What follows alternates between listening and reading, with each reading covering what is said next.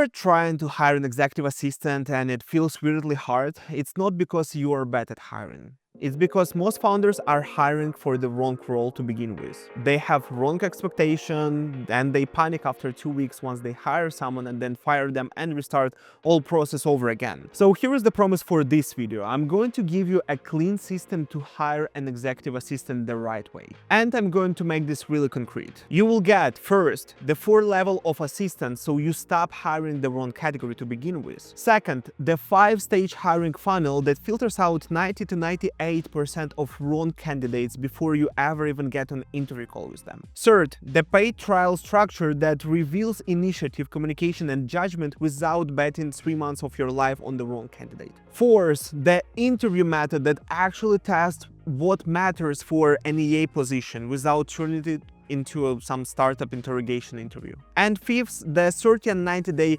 ramp period, like onboarding, so you don't hire somebody and then just forget that they exist, which is way more common than founders want to admit. And also along the whole way, I'm going to show you the 2 traps that make good founders fail at this hiring process.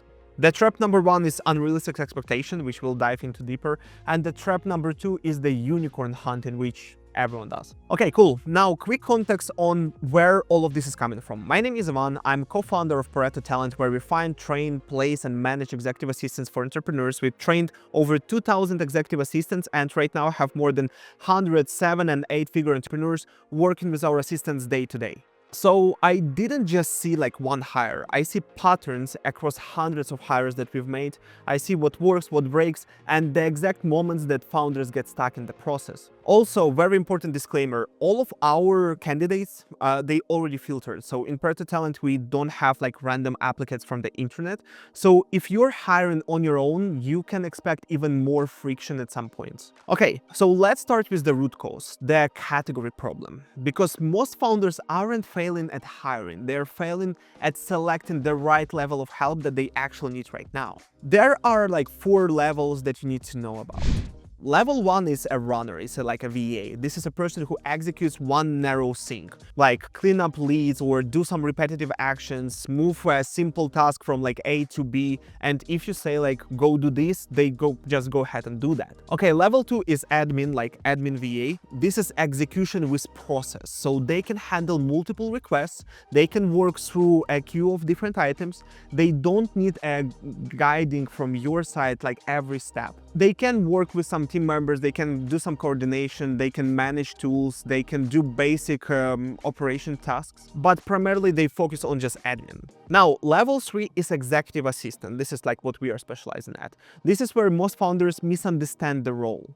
An EA is not an admin, but just like closer to you. An EA is a generalist who works directly with you to offload you as a founder, as an executive in the company. They know your goals, they understand your priorities, they can anticipate your needs, they can protect your time proactively, they help you to filter out people, filter out meetings, reduce the noise basically from your day-to-day. Executive assistant is not about just doing tasks, they're about protecting your time and shaping your day in order to ensure that you are the most productive version of yourself. And level 4 is chief of staff. This is not an assistant at all, this is an operator with much more authority in the company.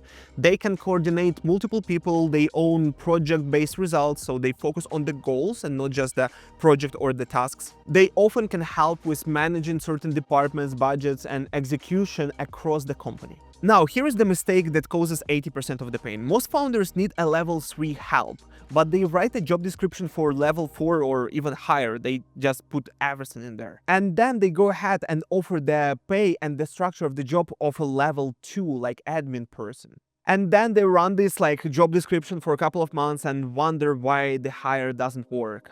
That mismatch in expectation guarantees the disappointment. So before you do anything else, do this. Decide what you actually need right now.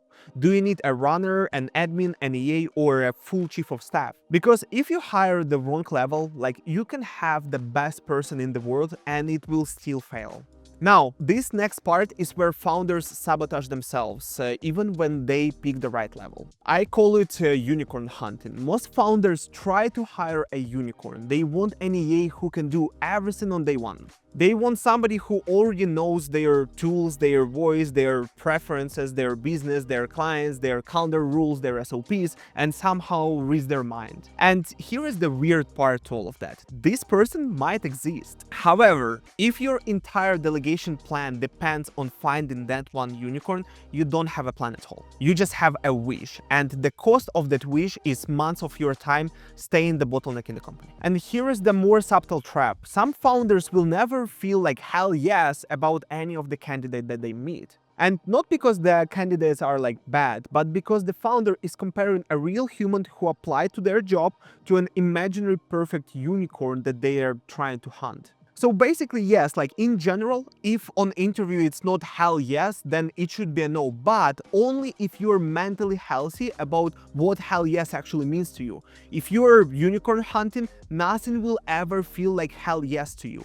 So reframe is simple. Stop trying to find the perfect person and start building the structure that makes a great generalist become perfect for you. It's generally much easier to invest in someone for like 30 to 90 days than it is to waste 6 to 12 months searching for a unicorn, for a myth that might not exist right now. And this leads to one of the biggest expectation mistakes that founders make. They go ahead, they hire someone, and they give it only 2 weeks. You see, 2 weeks is not like an onboarding, it's not a ramp. 2 weeks is a like handshake. Here is what I recommend. Think about like 30, 60, 90 days. At 30 days, you should see trajectory and communication rhythm with that person that you actually enjoy. Closer to 60 days, you should see ownership of repeatable processes in your businesses, so this person takes it and just goes with this if they were trained on that. And then at 90 days, the EA should be handling the vast majority of what you hired them for. Like not perfectly, but without you babysitting them for every single task. Okay, now the next section is where most founders want tactics. So I'm going to give them to you. However, I'm also going to say the uncomfortable thing out loud. This process, all of the hiring, takes work. And if you don't want to do the work, you should not pretend that you're just going to wing it and still get like a 1% top EA.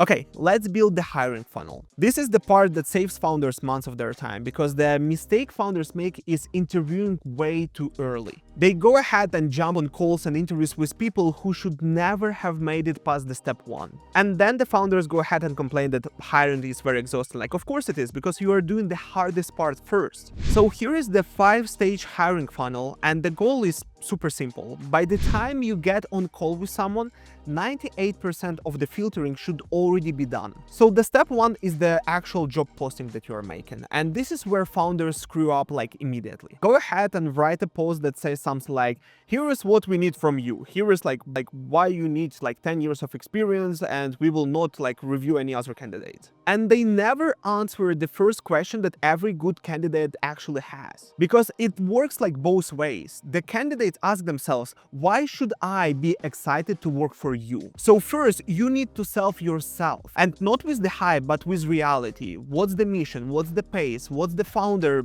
of this company is like you? What problems will they actually solve? What things they're hired for? Then also explain what they will learn throughout the way and what you're providing to them. What does great performance in that position, in that role, turn into over time? Because top candidates have options. They don't choose between you and nothing. So if your job description reads like a hostage negotiation, you will attract very low quality talent. Now, step 2 is the candidate package. Do not start with the interviews. Start with how they show up asynchronously. You want their CV, you want a Loom video of themselves where they will present themselves, tell you a little bit more about themselves and so on. And all of this is non-negotiable. And here is the key.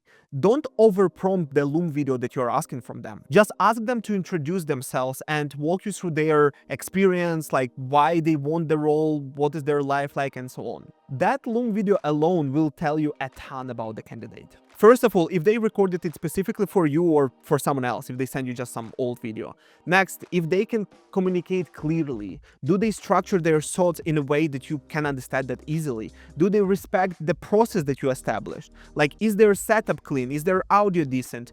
Do they show effort? Did they try to script something? Did they try to prepare? Can you see that they rehearsed these couple of times? Because if they can't follow the simple instructions here, how do you expect them to run your processes later? And now here's the reason why these Loom videos matter. It's AI. We in Pareto Talent seen a huge increase in AI job applications. Like people copy your job post and they go into ChatGPT and generate like a perfect resume for themselves that matches your expectations perfectly, and then go ahead and submit that. Some people even fake spoken English using tools that edit voice and delivery, and all of that is using AI. So you right now need much more hoops in your application process, not to torture the candidates, but to protect your time. Okay, step 3 is the long application. I want you to make it long, make it specific, make it slightly annoying. And not because you're trying to be cruel or something, but because you're trying to filter for follow through. Your long application will act as a compliance test. If they won't complete this process, they won't run your other processes in the company. And I'll go ahead and add one more rule that saves you a lot of pain. Only accept complete submissions. So if you establish that they need to submit a Loom video, CV, they need to take a personality test and so on, and somebody is a good candidate overall but decided to skip one of the steps, they probably is not a good fit for you. And that's not you being harsh, that's you being realistic. You see, you are selecting for someone who will operate inside of your structure, inside of your system. So you want this person to be able to follow the instructions. Okay, step 4 is something that all of the founders leave behind, is the paid trial project. And this is the part that founders decide to skip or they just do it wrong altogether. The paid trial is not about catching someone being bad candidate. The paid trial is about revealing how they behave when they work for real. And what you need to understand here is that speed is not the main metric, because all of the candidates that apply to your position, they have lives. Like they might have a current job, they have bills that they need to pay, so they have something else they need to do while they're going through all of this application process, which is stressful. So they are not your employee yet. So if you expect instant delivery, you are being unreasonable. What you should look for instead is this. What is their communication speed? What is their initiative? What is their attention to detail? And what is the quality of the actual output by the end of the trial? So here's how we run the trials that reveal those traits. We often give a multi-day trial and we don't give a strict deadline for it. We want to see what they actually do. Do they attack it quickly? Do they clarify immediately? Or do they just disappear for 3 days and then come back with the confusion because they didn't follow up and didn't see all of the instructions? Because sometimes we go ahead and we intentionally leave out the details that a candidate might need. And again, not to be evil, but to test something very critical in here.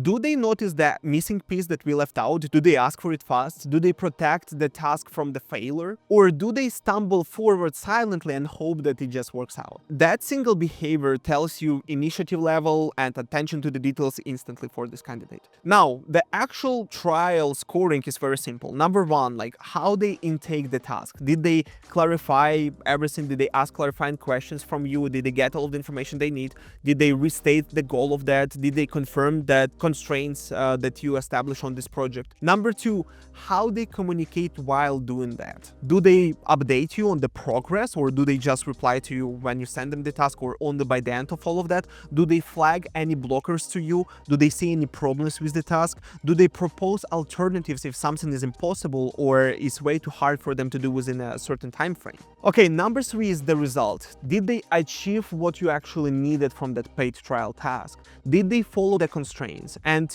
if they couldn't, did they offer you options, or did they just like say that, hey, I can't? And yes, you pay for the trial task and you pay for that upfront, and that matters a ton because it turns this from just a theory into the actual execution. And it also protects you because it's better to lose one paid trial than lose 3 months of your life. Okay, we are going along. Now, step 5 is the interview. And the biggest mistake founders make here is they interrogate. They run this sort of like startup interviews that they saw somewhere else, like all of the hypothetical strict questions, and they optimize for like intelligence signals way too much. And unfortunately, they skip the only thing that actually matters, like can I work with this person every day? Because an executive assistant position is a very high trust. Like they see your inbox, they see your calendar, they see and know your priorities and goals, they see the messy part of your business. So trust here is not just like a vibe. This is a requirement for you. And there are 3 main trust signals that you should look for: confidentiality, backbone, and protective proactivity. Confidentiality means that they can handle sensitive information without way too much drama. A simple way for you to test confidentiality with the candidate on the interview is to ask them questions on how they would handle some sketchy situations, like if you have a lawsuit and you're going to get this email, how they are going to mention that to you, or will they go ahead and involve some vendor that the email requires, and so on. And for you to see for these clues on how this person acts when they have access to the data that usually they wouldn't have access to. Okay, next one is important one, is a backbone. Backbone means that they are not scared of you. You want someone who can say that this meeting is a waste of your time and my time, or they will tell you that this vendor is full of crap and they're not going to work out. You don't want someone that is way too submissive and just follows orders. You want somebody that will push back and give you better options, because you have blind spots and your executive assistant is supposed to catch them. And protective proactivity means that they don't just react. They protect you from chaos before it hits your calendar. They don't let people steal your time for no reason. They don't let random requests become commitments from your end. Now, here's the interview structure that I recommend. Start by explaining the reality, explain your pace, explain your mass, explain what success looks like to you and to your company, and then ask questions that reveal how they operate. Things like, how do you prioritize everything when everything is urgent? What would be your priorities and the way for you to think about that? How do you handle a founder who changes directions quickly? How do you push back respectfully? Tell me about a time that you prevented a problem before it even happened, or tell me about a time that you protected someone's time. And then pay attention to one thing that founders ignore. How does it feel like to talk to this person? Because you are not hiring a CV or a resume, you're hiring a relationship. Okay, now let's talk about the onboarding real quick. This is where founders ruin all of the good hires they make. They hire someone, they provide zero context, zero documentation, and then they get mad that this executive assistant just doesn't working out. That's just ridiculous, that's just stupid. If you want leverage, you need to brain cloning. And you will not be able to clone your brain if it only exists in your brain. So onboarding has to be intentional. This is what I call the 30-90-day ramp. In the first 7 days, you are building a rhythm, daily check-ins that you establish with them, establish the cadence for that, then establish clear priorities for them within first weeks that they start, establish some simple wins that this person can make in order to ensure that they work with fire after all. And you're not just dumping complexity, you are building trust over time. After the first week and the first 30 days, you are transferring repeatable tasks over and over and over again. You're all of the calendar rules, all of the inbox filtering that you want, all of the scheduling, reminders, follow-ups, anything that creates daily noise for you. Throughout that time, you're also building feedback loop, what worked, what broke, what needs clarification, and so on. Then from the day 31 to 90, you are transferring the judgment. So not just repeatable tasks, but actually syncing. This is where they start making calls within the rules that you pre-established. This is where they start protecting your time without asking for permission. And this is where you stop being in the loop for every single process. You will be able to start reviewing everything in batches. You do weekly reviews for tasks, so you don't have to verify by task, but you rather verify by week. And this is where you will be able to give them permission at mass. Now, I want you to add one more thing, and this is very important. Even with a perfect funnel, there are 3 things that you won't fully know until they're actually working with you. Their initiative, their judgment under pressure, and how they behave when something breaks. And that's not a reason to avoid hiring altogether, that's a reason to design the relationship correctly. So paid trial, clear expectations, frequent communication, and real feedback early. Okay, now, if your funnel isn't producing good enough people, here is how to diagnose it. If you got, let's say, 100 applications and none of them were good, one of few things is true. Number one, and this is the most common one that I see, is that you didn't manage the expectations well enough in the job post. You just attracted the wrong people. Number two is that your expectations are just too high. You are looking for a unicorn. And number three is that your reach for this job post is way too small. It means that you are not reaching enough candidates. So the solution for that would be to post on more boards, or increase distribution, or increase the spend if you're running ads. And there is also a fourth reality that founders forget. Sometimes the exact person that you want is not looking for a job right now. It means that they actually employed, they are not in the market for a job right now. So you might have a good process and all you needed is just a little bit more time. Okay, now let's zoom out. Hiring an EA is not magic. It's a very specific system, and if you run the system correctly, you reduce all of the risks connected with that hire. You will avoid wasting all of the months of your time trying to find the right candidate. You avoid the 2-week panic churn when you onboard someone and fire them within the first week of them starting, basically. And you actually get the leverage that you need. Now, let's be honest, this system takes a lot of work, and you need to write the post, you need to review applications, you need to watch all of the looms, you need to run the trials, you need to pay for all of the trials, figure out how to pay for all of the trials, you need to build all of the onboarding, and most founders don't want another project on their plate. So if you don't want to do this yourself, and if you want to meet vetted candidates who already jumped through these hoops, already been tested, and already been trained on the fundamentals, then go to paretotalent.com. We've already built the funnel, we've already built the training, we've already filtered for what actually matters for this role, so you can skip all of the chaos and you can get to the leverage faster. And if you want more content on delegation, on leverage and systems building, so you are not the bottleneck in your business anymore, subscribe to this channel.